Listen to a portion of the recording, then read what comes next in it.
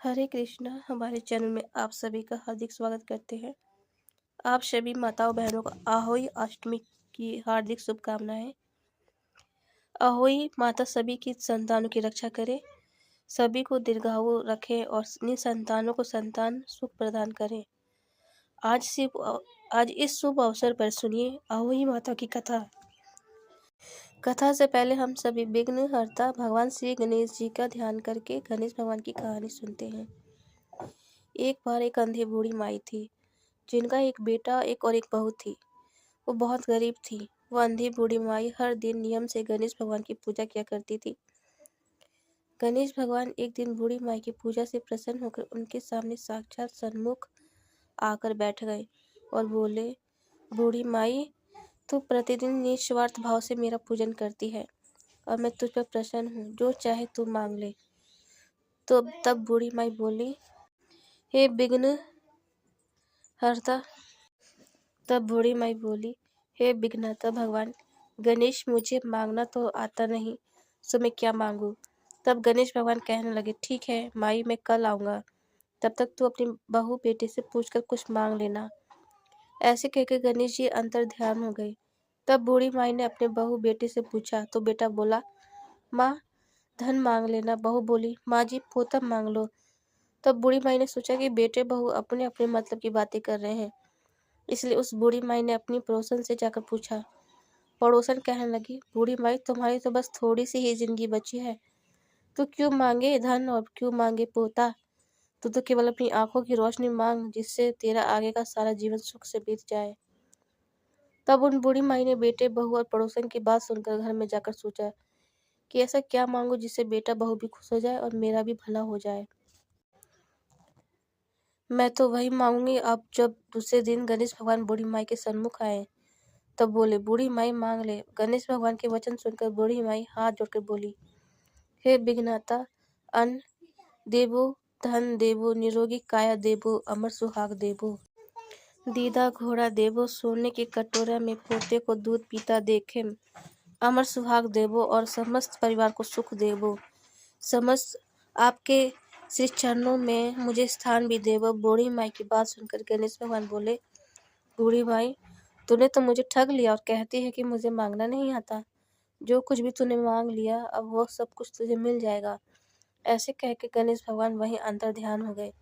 हे विघ्नहर्ता गणेश भगवान, जैसे आपने बूढ़ी माई की दिया वैसे ही इस कहानी को कहते हुए, सुनते हुए और हुंकारा भरते हुए सबको देना, वैसे ही सबको देना और सभी पर अपनी कृपा बनाए रखना। सभी प्रेम से बोलिए, गणेश भगवान की जय। पौराणिक कथा के अनुसार एक बार एक साहूकार था, जिसके 7 बेटे और 7 बहुएं थी, साथ ही एक बेटी भी थी। दिवाली से पहले घर को लीपने के लिए इकलौती ननद अपनी भाभीियों के साथ जंगल में मिट्टी खोदने गई। जब वो मिट्टी खोद रही थी कि वहां पे स्याहू की यानी कि सेई की मात थी। मिट्टी खोदते समय ननद के हाथ से खुरपी लगकर सेई का एक बच्चा मर गया, जिसे देखकर स्याहू बहुत क्रोधित हो गई। दुखी होकर स्याहू माता बोली कि मैं अब तेरी कोख बांधूंगी।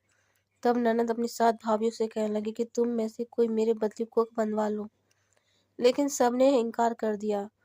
परंतु छोटी भाभी सोचने लगी, अगर मैं अपनी कोख नहीं बनवाऊंगी तो सासू नाराज होंगी।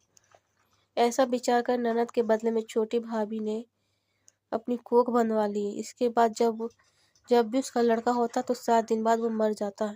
एक दिन उसने पंडित जी को बुलवाकर पूछा कि पंडित जी, मेरी संतान 7वें दिन ही क्यों मर जाती है।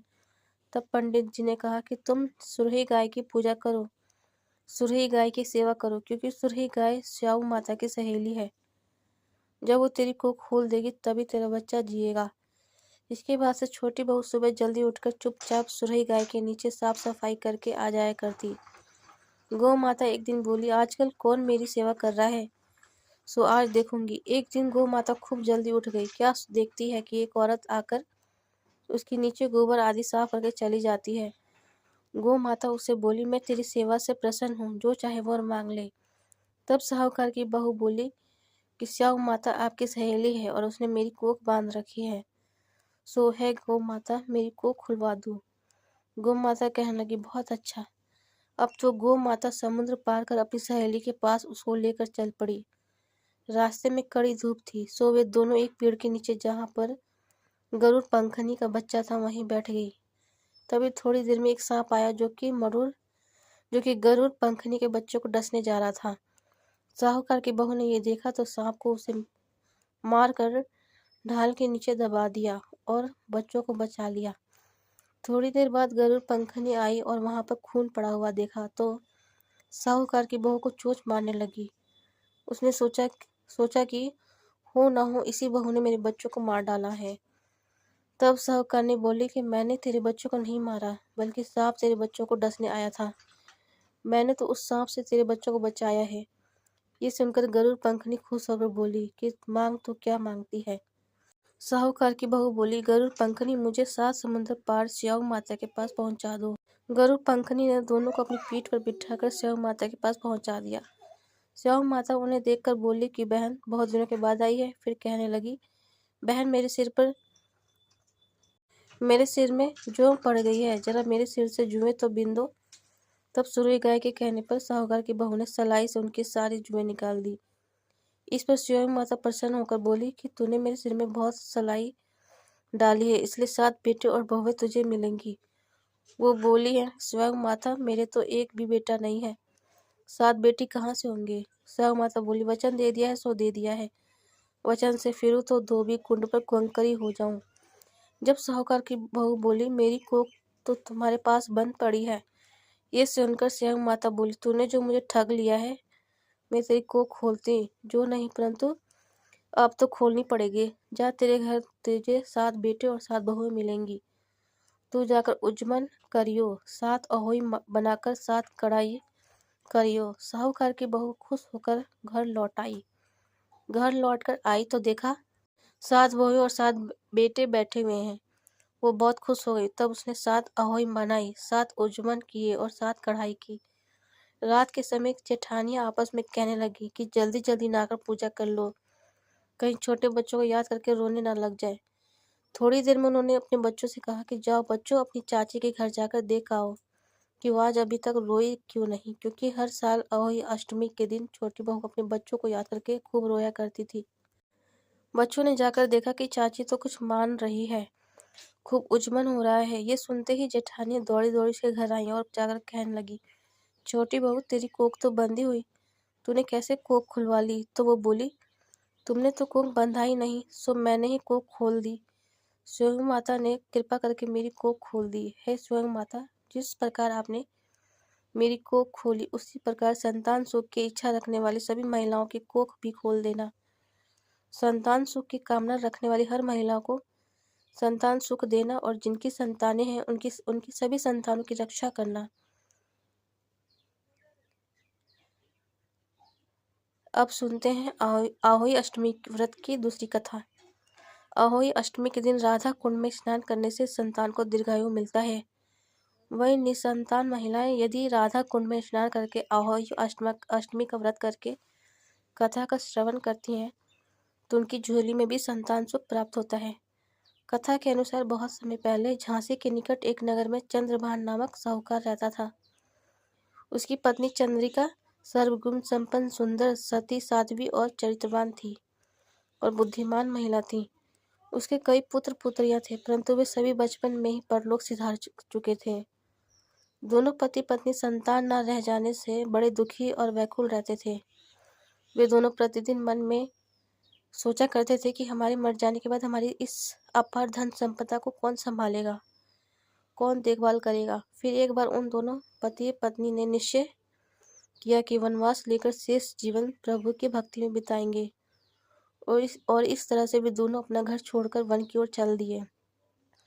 बहुत देर तक चलने के बाद जब वे रास्ते में थक जाते तो रुककर किसी पेड़ के नीचे लेटकर विश्राम करते और थोड़ी देर के बाद फिर चल पड़ते। इसी प्रकार चलते चलते धीरे से बद्रिका आश्रम के निकट शीतल कुंड जा पहुंचे। वहां पहुंचकर दोनों ने निराहार रहकर प्राण त्यागने का निश्चय किया। इस प्रकार निराहार और निर्जर रहते हुए उन्हें 7 दिन हो गए। तब आकाशवाणी हुई कि तुम दोनों पति पत्नी अपने प्राण मत त्यागो, ये सारा दुख तुम्हें तुम्हारे पूर्व जन्म के पापों के कारण भोगना पड़ रहा है। यदि तुम्हारी पत्नी कार्तिक मास के कृष्ण पक्ष में आने वाली आहोई अष्टमी की आहोई माता का व्रत और सच्चे मन से पूजन करे तो आहोई माता प्रसन्न होकर उन्हें साक्षात दर्शन देंगी और तुम उनसे दीर्घायु पुत्रों का वरदान मांग लेना। और व्रत के दिन तुम राधा कुंड में स्नान अवश्य करना। चंद्रिका ने आकाशवाणी के बताए अनुसार विधि विधान से आहोई अष्टमी के दिन आहोई माता का व्रत और पूजन अर्चना की और इसके बाद राधा कुंड में स्नान किया। जब वे पति पत्नी स्नान आदि के बाद अपने घर पहुंचे तो उन दोनों को आहोई माता ने साक्षात दर्शन देकर वर मांगने के लिए कहा। तब उन दोनों ने पति पत्नी ने हाथ जोड़कर कहा कि माता, हमारे बच्चे अल्प आयु में ही परलोक सिधार जाते हैं, कृपया आप हमें बच्चों को दीर्घायु का वरदान दें। तब तथास्तु कहकर आहोई माता वहीं अंतर्ध्यान हो गई। कुछ समय बाद साहूकार दंपत्ति को दीर्घायु पुत्रों की प्राप्ति हुई और वे सुखपूर्वक अपना गृहस्थ जीवन बिताने लगे। इस प्रकार आहोई माता की कृपा से निसंतानों को संतान सुख मिल जाता है और संतान की दीर्घायु का आशीर्वाद प्राप्त होता है। सभी प्रेम से बोलिए आहोई माता की जय। आहोई अष्टमी व्रत विधि। आहोई अष्टमी के दिन प्रातःकाल स्नान आदि करके संतान की कुशलता के लिए व्रत का पालन का संकल्प लें। इस व्रत को निर्जल निराहार सामर्थ्य न होने पर फलाहार ग्रहण करके भी रखा जा सकता है। सुबह की पूजा में ही शाम की पूजा की तैयारी कर ले, जिसमें दीवार पर देवी आहोई की छवि बनाई जाती है। छवि बनाने के लिए और पूजन करने के लिए आहोई माता की किसी भी छवि में अष्टकोष्ठक यानी 8 कोने बनाने चाहिए, क्योंकि ये पर्व अष्टमी तिथि से संबंधित है। देवी आहोई के समीप में सेई अर्थात सेई यानी कांटेदार मूषक और उसके बच्चों की छवि बनानी चाहिए। अगर दीवार पर छवि बनाना संभव न हो तो बाजार में मिलने वाले रेडीमेड पोस्टर या तस्वीर का पूजन भी किया जा सकता है। पूजा स्थल को गंगा जल से पवित्र करें, गेरू से लिपें और अल्पना बनाएं। भूमि या फिर लकड़ी की चौकी पर गेहूं बिछाने के बाद पूजा स्थल पर जल से भरें। एक कलश रखें, कलश का मुंह मिट्टी के ढक्कन से बंद कर दें। कलश के ऊपर मिट्टी का एक छोटा सा बर्तन या करवा रखें। करवे में जल भरकर ढक्कन से ढक दें। नाल यानी कि वाला करवा ही आपको पूजन प्रयोग करना है और आपको सराई लगा देनी है, जिस तरह से करवा चौथ में सीखों का पूजन किया जाता है, जो एक तरह का सरपत होता है। पूजा के समय आहोई माता और सेव को भी घास की 7 सीखें अर्पित की जाती हैं, यानी कि सरई अर्पित की जाती है। अगर सरैया उपलब्ध ना हो तो कपास की कलियां भी प्रयोग में ला सकते हैं। पूजा में प्रयोग होने वाली नैवेद्य जैसे 8 पूरी 8 पुए और हलवा तैयार कर ले और फिर ये सभी नैवेद्य परिवार की किसी वृद्ध महिला को या किसी ब्राह्मण दक्षिणा सहित प्रदान भी किया जा सकता है। इसके बाद जो व्रती महिलाएं होती हैं उस शाम की पूजा की तैयारी करने के बाद दिन भर व्रत रखें। व्रत रखने के बाद शाम को सूर्यास्त के बाद आहोई माता की विधि विधान से पूजा करें। शाम के समय इस व्रत में मुख्य पूजा की जाती है। परिवार की महिलाओं के साथ या अन्य महिलाओं के साथ आहोई अष्टमी की पूजा समूह में भी कुछ जगह पर की जाती है। अब आहोई माता को यानी इस व्रत में भगवान शिव और देवी पार्वती की भी पूजा का विधान है। फिर आहोई माता को अक्षत, रोली, धूप, दीप, दूध अर्पित करें। सुबह तैयार की गई वस्तुएं माता को अर्पित करें और इस व्रत में स्याओं की माला भी गले में धारण की जाती है, जिसमें चांदी की 2 मोती सहित स्याओं को धागे में पिरोकर पूजा करें और उसके बाद आपको गले में पहनना होता है। जिसकी जितनी संतान होती है उतनी संख्या में हर साल एक एक मोती बढ़ाना होता है। पूजा के समय स्त्रियां आहोई माता की कथा सुनती हैं या सुनाती हैं और आहोई माता के साथ साथ सेही की भी पूजा की जाती है। पूजा करने के बाद आहोई अष्टमी की आरती गाएं और उसके बाद परंपरा के अनुसार बहुत सी महिलाएं तारों को अर्घ देकर व्रत खोलती हैं, तो कुछ महिलाएं रात को चंद्रोदय होने पर चंद्रमा को अर्घ देकर फिर व्रत खोलती हैं। तो जो वाला करवा है जिसमें आपने सुबह जल भर कर रखा था, उसे आपको तारों को या चंद्रमा को अर्घ देकर और उसके बाद आप यहाँ परंपरा के अनुसार व्रत खोला जा सकता है, जैसे कि मीठी पूरी पुए आदि ग्रहण करके या सात्विक भोजन ग्रहण करके उस प्रकार से आप अपना व्रत खोल सकती हैं। व्रती महिलाएं स्याऊ माला को दिवाली तक पहनकर रखती हैं और फिर उसे उतार कर संभाल कर सुरक्षित जगह पर रख लेती हैं। इस दिन कुछ जगह पर परंपरा के अनुसार 2 करवे में जल भरकर रखा जाता है। एक करवे में रखे हुए जल से तारों को या चंद्रमा को अर्घ देके व्रत खोलते हैं और दूसरे करवे में रखा हुआ जल दीपावली के दिन संतान को स्नान कराने के लिए प्रयोग में लाया जाता है। मान्यता है कि आहोई अष्टमी की पूजा और व्रत से संतान की लंबी उम्र और अच्छे स्वास्थ्य का आशीर्वाद प्राप्त होता है। तो ये थी आहोई अष्टमी की विधि। अगर आपको ये कथा और विधि अच्छी लगी हो तो प्लीज़ हमारे वीडियो को लाइक करें, चैनल को सब्सक्राइब करें। धन्यवाद।